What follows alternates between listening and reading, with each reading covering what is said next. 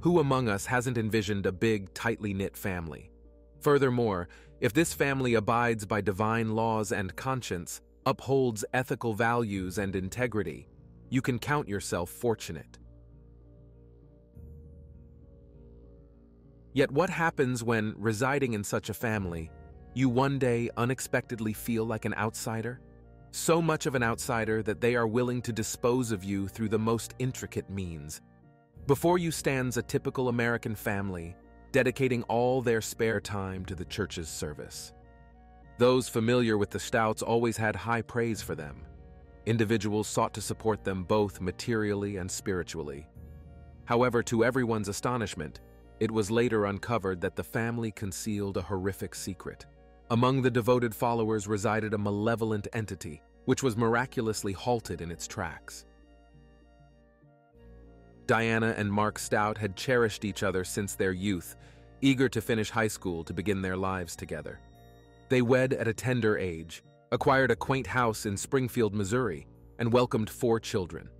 Diana, a skilled nurse, also played the organ at the Lutheran church.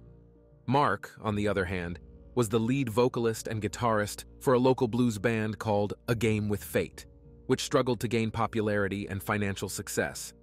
Mark sporadically worked as a bartender, much to Diane's dismay, as the family was in dire financial straits. Diana bore the financial brunt, struggling to provide and care for everyone at home. The couple's strained marriage was further burdened by their 2 children's special needs. 9-year-old Brianna faced learning difficulties, and 26-year-old Sean was autistic. The financial pressure slightly eased when their eldest daughter Sarah left for college, reducing the household expenses. However, upon her return, jobless and laden with student debt, the financial strain intensified. Then there was Rachel, the cherished daughter, who excelled academically, had a flair for music and poetry, and was learning French. Diana openly favored Rachel, often bragging about her accomplishments or praising her on social media. Life for the Staudts was a struggle but unremarkable until Easter Sunday, April 8, 2012, when 61-year-old Mark unexpectedly died. Diana informed the police that Mark had been sick for days, but had stubbornly refused medical attention, despite her offers of help as a nurse. Returning from rehearsal, Mark felt ill and chose to rest. Diana, respecting his need for quiet, proceeded to church that evening without disturbing him. The following day, when Mark failed to emerge from the bedroom, she checked on him, only to discover he was not breathing. His bandmates had remarked on his ill appearance at rehearsal. Although Mark was able to perform, he occasionally seemed to be in painful confusion, appeared extremely fatigued, and his skin exhibited a yellowish hue. Mark's health had always been fragile, leading the other band members to overlook his deteriorated condition. Mark's demise was deemed natural, with no inquiry into the specifics, attributed to his lifestyle, which frequently involved alcohol. His friends and family were saddened by his death.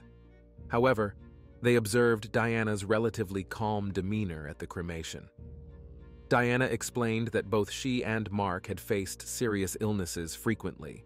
They had accepted that eventually one of them might not survive, mentally preparing for the possibility, which softened the impact of Mark's death for them compared to others.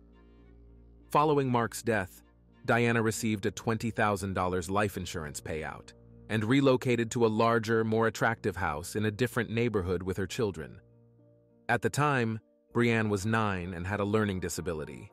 Sean was 26, Sarah, an unemployed college graduate, was 24, and the favored daughter, Rachel, was 22. Mark's passing was not the sole misfortune to befall the Staudt family in 2012.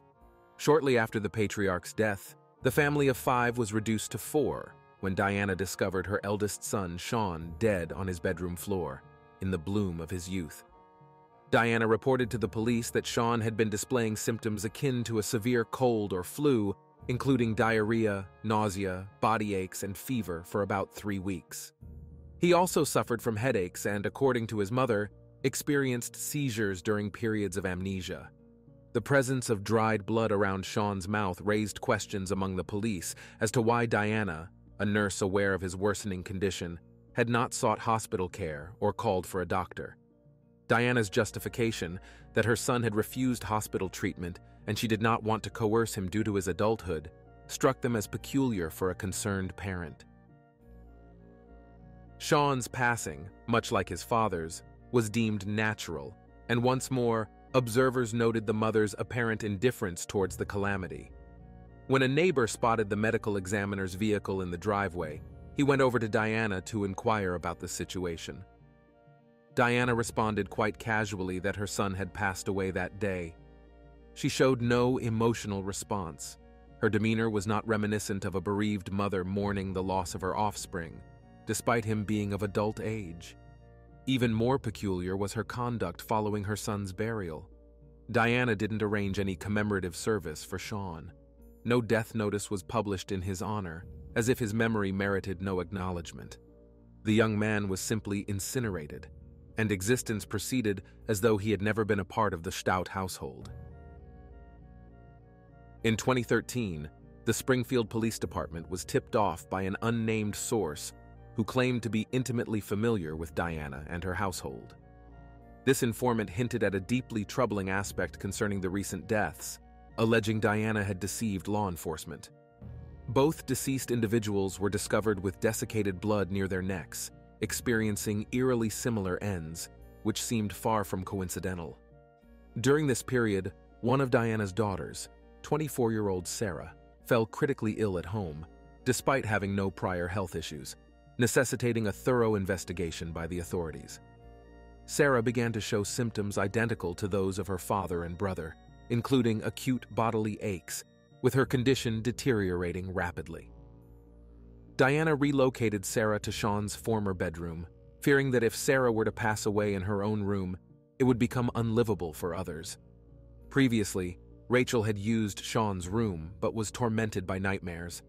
This time, however, Diana chose to hospitalize her daughter. The hospital diagnosis was grim, revealing multiple organ failures and the onset of shutdown, alongside a cerebral hemorrhage, placing Sarah in intensive care under life support. Despite the dire circumstances, Diana's lighthearted attitude towards her daughter's critical state, including making light remarks about not allowing the illness to interfere with her upcoming Florida vacation, struck the medical team as odd.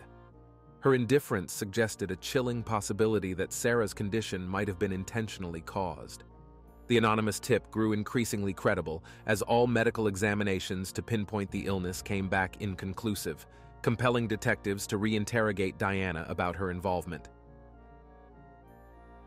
Diana presented herself for the questioning with remarkable composure, displaying neither remorse nor anxiety.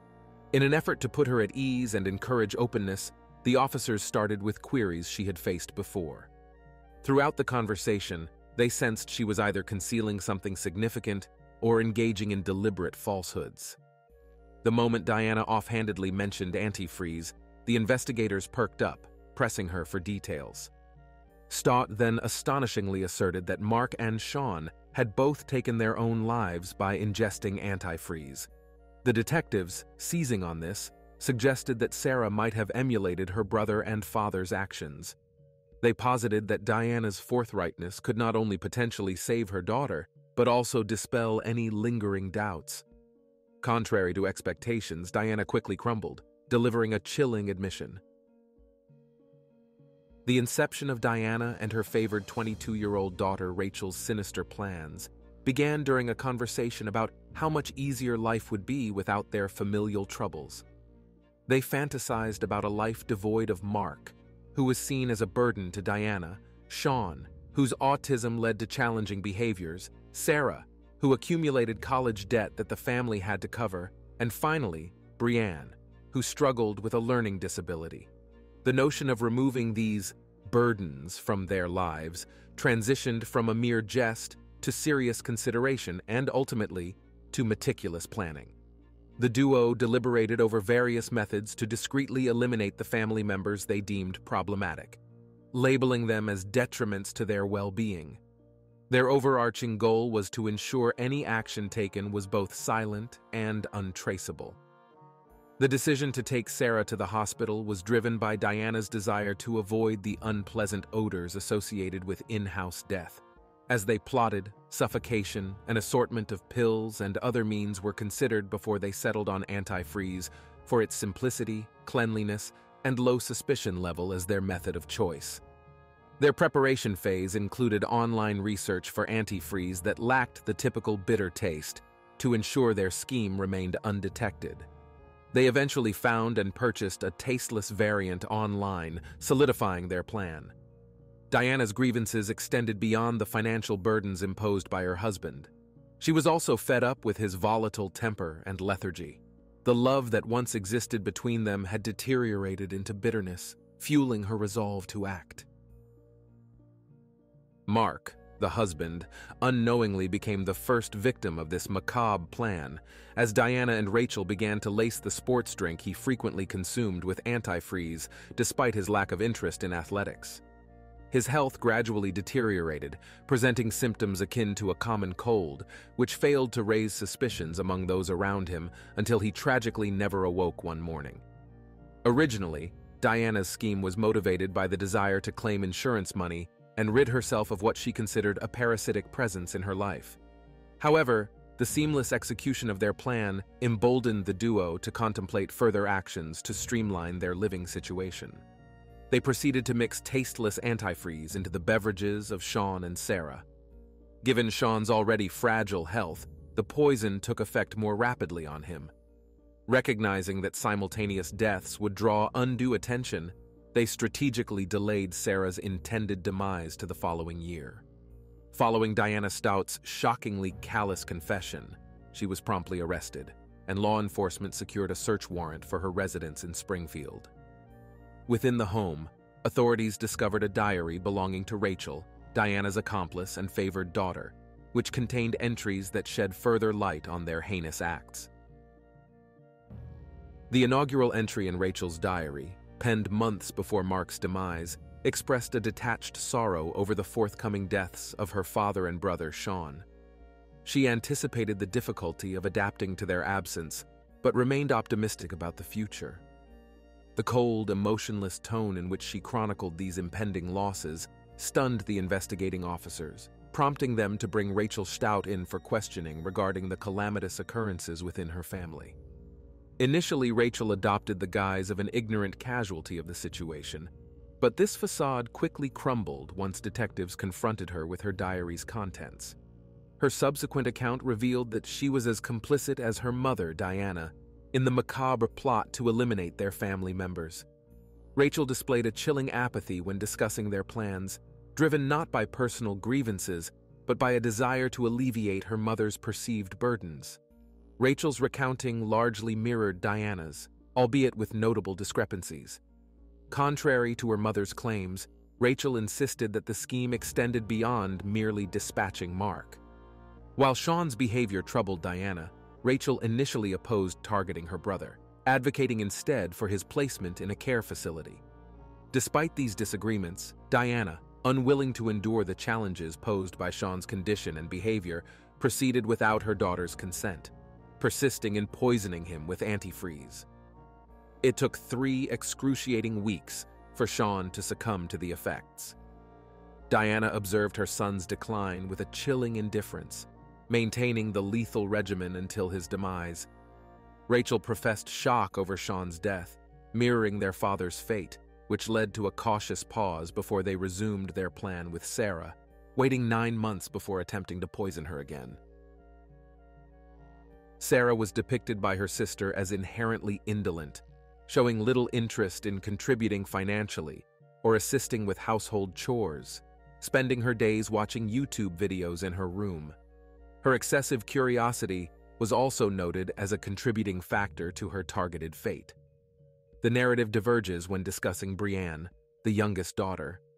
While Diana claimed she harbored no ill intentions towards Brienne, Rachel's account suggested otherwise, indicating plans were in place to deal with Brienne similarly, due to the inconvenience her learning disability posed, with Diana purportedly unwilling to tolerate the challenges it presented. The confessions and subsequent arrests of Diana and Rachel Staudt sent shockwaves through their community, leaving acquaintances bewildered by the heinous acts committed by a seemingly devoted nurse and churchgoer. The disparity between the family's public persona, characterized by devout religious postings and inspirational content on social media, and the grim reality of their actions underscored the profound betrayal of trust. The catalyst for the investigation, an anonymous tip, was later revealed to have been sent by Jeff Skippy, the family's pastor, who grew suspicious following the consecutive, unexplained deaths within the Staudt household. His keen observation and timely intervention with the authorities potentially saved additional lives from being ensnared in the malevolent scheme, orchestrated by two individuals masquerading as pillars of virtue within their community. Sarah, on the brink of death as per medical professionals, astonishingly pulled through. Nonetheless, she was left with a disability for life, enduring severe organ damage and neurological issues due to ingesting antifreeze. Sarah recounted her mother's distress over her returning from university, yet she could never foresee the heinous scheme her closest confidant had in mind. The thought of her mother's actions was beyond her darkest fears. It was later revealed that there were precursors to this tragedy. Shortly before Sarah was hospitalized, she accidentally found her mother's diary following Sean's loss. Within its pages, Diana had written about wanting to harm Sarah. Upon confronting her mother about the diary's contents, Diana simply complained about her privacy being violated. Diana somehow reassured her daughter that her diary entry was not concerning. Without the investigators informing Sarah about her mother's confession to poisoning her, she would have remained oblivious to the betrayal. Diana's younger daughter, Brianna, was examined medically and then placed in a foster home, showing no symptoms of poisoning, thankfully. After rehabilitation, Sarah voiced her perspective on her mother's malevolent intentions. She chose not to view herself as a victim, but rather as someone who overcame adversity. She managed to forgive her mother, not only for the personal harm, but also for the murder of her father and brother, displaying an extraordinary level of forgiveness since she would now require lifelong care and support. Rachel, seeking to mitigate her punishment, admitted guilt in 2015 to a serious offense and agreed to testify against her mother. Rachel received a life sentence with parole eligibility after 42 years. Diana faced charges of 2 counts of first-degree murder. By pleading, she did not confess guilt but conceded that the evidence against her was overwhelming. Having eliminated 2 family members and incapacitated another, Diana received a life sentence without parole. In prison, Diana soon contested her living conditions and denied responsibility for her husband and son's deaths, even though she had previously discussed plans for their demise. Both Diana and Rachel appealed to withdraw their admissions, with Rachel alleging her lawyer coerced her into making her courtroom statement, and Diana echoing her daughter's claim of coercion. Diane claimed that when Mark became ill, he interacted with suspicious and dangerous individuals, suggesting that they might have been behind his death before he disappeared. Diana claimed that she experienced nausea and digestive problems at the time, portraying herself not as a criminal, but as a casual victim. However, their attempts to present themselves as innocent were rejected. Consequently, both women have sought to simplify their lives by eliminating undesirable family members without ever considering that they themselves may find themselves marginalized in societies locked in places that are not so different from each other. This is the end of the story. Like the video and leave your thoughts in the comments. This was Jeremy. See you soon.